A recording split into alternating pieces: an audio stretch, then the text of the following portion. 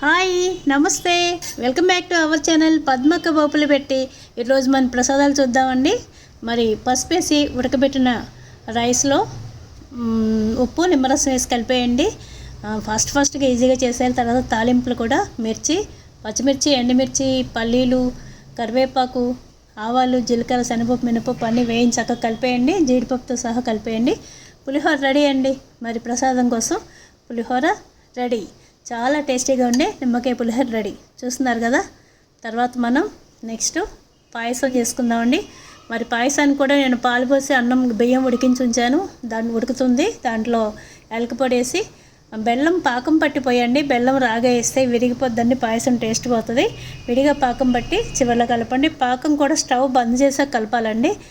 దించేసి వేడి మీద స్టవ్ వెలుగుతున్న కలిపితే విరిగిపోద్ది.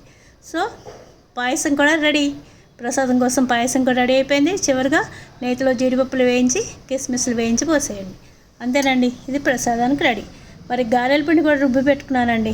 గబ్బ గారెలు వేసేస్తే చక్కగా పూజ చేసుకోవాలండి. ఉగాది కదా. చక్కగా ఇట్లా నూనె కాగిపోయింది. నేను ఇప్పుడు దీంట్లో గారెలు వేసేస్తున్నాను. అంటే ప్రసాదానికి వడ్డించేందుకు వీలుగా తక్కువ చేసేసి ముందు పూజ చేసుకుంటే తర్వాత ఫ్రీగా చేసుకోవచ్చు కదా. సో ఇలాగా గారెలు కూడా రెడీ అయిపోయినాయి. చూస్తున్నారా. ఇప్పుడు పూర్ణాలు కేసరి ఉడకబెట్టి చక్కగా ఇలా ఉండలు చేసి పెట్టినానండి. తర్వాత మన మినపిండిలో ముంచేసి పూర్ణాలు వేసేస్తున్నాను. పూర్ణాలు చూసారా ఎంత రౌండ్గా వచ్చాయో, చక్కగా ఉన్నాయి. మీరు కూడా పండగకి ఇలా రకరకాలుగా ప్రసాదాలు చేసేస్తున్నారు కదా. మంచిగా చేసేయండి, ఎంజాయ్ చేయండి. మీ అందరికీ ఉగాది సంవత్సర శుభాకాంక్షలు. చూస్తూనే ఉండండి పద్మక్క పోపులు పెట్టి.